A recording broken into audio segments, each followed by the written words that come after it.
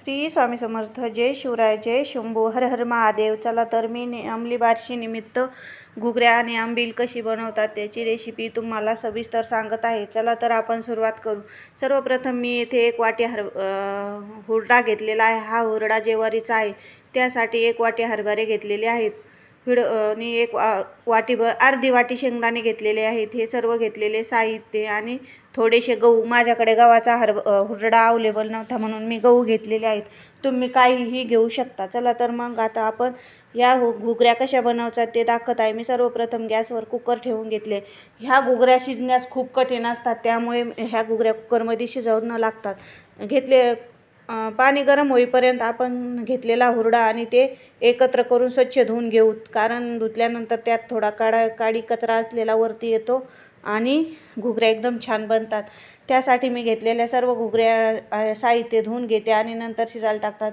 व्यवस्थित धुवून घ्यायचे, कारण एक अर्धा असलेला खडा वर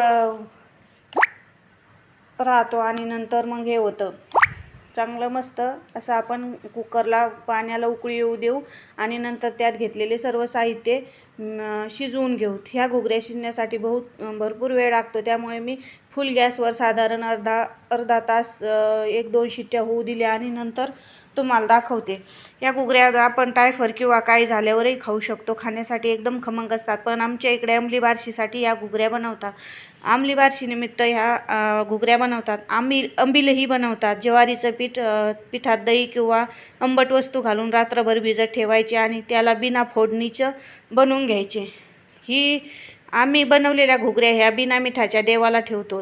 मी आधी 1 वाटी बिना मिठाच्या देवाला काढून घेतल्या आणि नंतर त्यात मीठ व जिरे, हळद नाही लसूण घालून घेतला आणि पुन्हा मिक्स करून शिजण्यासाठी ठेवलं. नंतर आपलं सर्व घुगऱ्या शिजल्यानंतर मी तुम्हाला दाखवते. हे पहा, ह्या घुगऱ्या शिजून घेतलेल्या मंदिरावर घेऊन जातात आणि सर्व पुरुष लोक, लहान मुलं ह्या घुगऱ्या आणि आंबील खातात. आंबीलही याप्रमाणे मी बनवून घेतली. ही समोर जगात मी आंबील भरून ठेवलेली आहे. आंबील बनवण्याची रेसिपी एकदम सोपी आहे. तुम्हाला हवी असेल तर मी सांगेन. एकदम चविष्ट आणि खमंग अशी आंबील बनलेली आहे.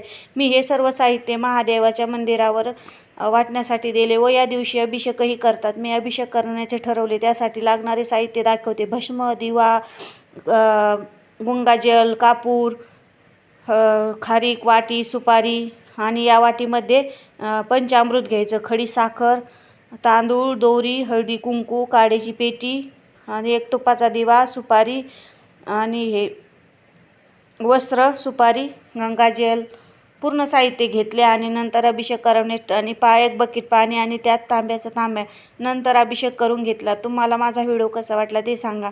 शिव हरिशंकर नमामि शंकर, शिवशंकर शंभो. माझ्या सर्व यूट्यूब फॅमिलीवर सदैव सुखी ठेव ही माझी प्रार्थना. माझा व्हिडिओ कसा वाटला ते कमेंटमध्ये नक्की सांगा. चला भेटू अशाच एखाद्या व्हिडिओसोबत. तोपर्यंत बाय बाय.